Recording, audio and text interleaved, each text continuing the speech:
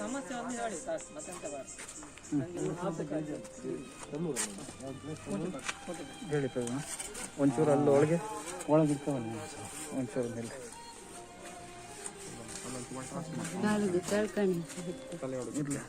Torch on ಮಾಡಿ ಅವಳು ತೋರಿಲ್ಲ current ಇಲ್ಲ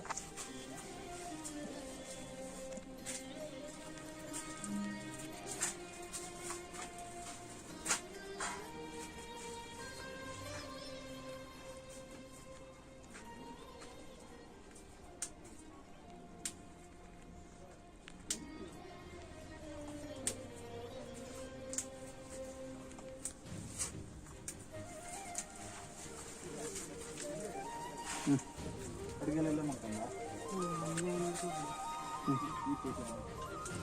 ಅನ್ನ ಇದು ಮಾಡ್ಕೊಂಡ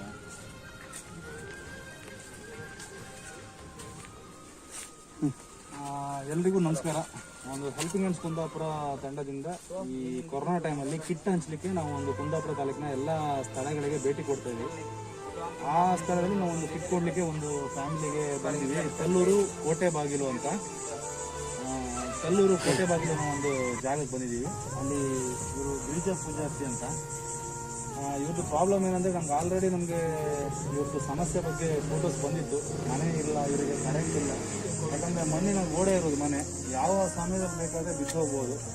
ಮತ್ತು ಒಬ್ಬರು ಅವ್ರ ಮಗ ಇದ್ದಾರೆ ಒಳಗಡೆ, ಅವರಿಗೂ ಒಂದು ಕರೆಂಟ್ ಶಾಕ್ ಹೊಡೆದು ಒಂದು ಸೈಡ್ ಇಲ್ಲ, ಅವರಿಗೂ ದುಡಿಯೋ ಶಕ್ತಿ ಇಲ್ಲ. ಇವ್ರಿಗೂ ಸಹ ಈ ವಯಸ್ಸಲ್ಲಿ ಹೊರಗಡೆ ಹೋಗಿ ದುಡಿಲಿಕ್ಕೆ ಆಗೋದಿಲ್ಲ. ಅವರು ನಮ್ಮ ಹತ್ರ ಒಂದೇ ಒಂದು ವಿನಂತಿ ಮಾಡ್ಕೊಳ್ದೆ ಅಂದರೆ ಅವರಿಗೆ ಇರಲಿಕ್ಕೆ ಒಂದು ಸಣ್ಣ ಗೂಡನ್ನು ನಾವು ಕಟ್ಟಿಕೊಡ್ಬೇಕಂತ ಕೇಳ್ಕೊಳ್ತಾ ಇದ್ದಾರೆ. ನಾವು ಸಹ ಇವರ ಒಂದು ಮನವಿಯನ್ನು ತಗೊಂಡಿದ್ದೀವಿ. ಅವರು ಸಹ ನಿಮ್ಮೊತ್ತಿಗೆ ಅವ್ರ ಸಮಸ್ಯೆ ಏನಂತ ಅವರೇ ಅವ್ರ ಬಾಯಲ್ಲಿ ನಿಮ್ಗೆ ಹೇಳ್ತಾರೆ. ಗಿರಿಜಾ ಪೂಜಾರ್ತಿ ಅಂತ ಇವರು. ಮಾತಾಡಿ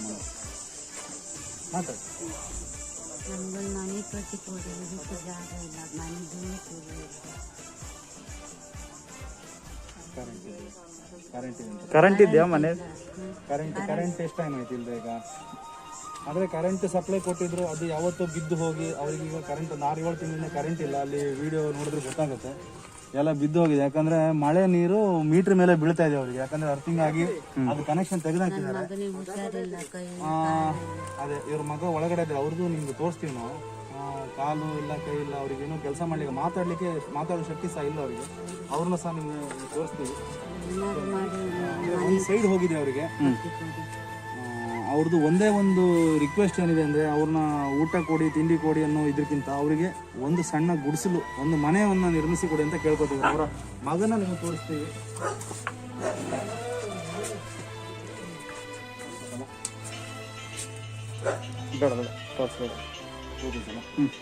ಇವರು ಕೃಷ್ಣ ಅಂತ, ಇದು ಅವ್ರ ಮಗ. ಅವರಿಗೆ ಏನೂ ಕೆಲಸ ಮಾಡ್ಲಿಕ್ಕೆ, ಯಾಕಂದ್ರೆ ಅವರಿಗೆ ಒಂದು ಸೈಡ್ ಇಲ್ಲ. ಅವ್ರನ್ನ ಸಹ ಇವರ ನೋಡ್ಕೋಬೇಕು. ಆದ್ರಿಂದ ದಾನಿಗಳೆಲ್ಲ ಮುಂದೆ ಬಂದು ಒಂದು ಸಣ್ಣ ಇವರಿಗೆ ಗುಡಿಸಲನ್ನು ಕಟ್ಟಿಕೊಡ್ಲಿಕ್ಕೆ ನಮ್ಮೊಂದಿಗೆ ಕೈ ಜೋಡಿಸಬೇಕಾಗಿ ನಾವು ಹೆಲ್ಪಿಂಗ್ ಹ್ಯಾಂಡ್ಸ್ ಕುಂದಾಪುರ ತಂಡದ ಪರವಾಗಿ ವಿನಂತಿಸಿಕೊಳ್ತಾ ಇದ್ದೇವೆ.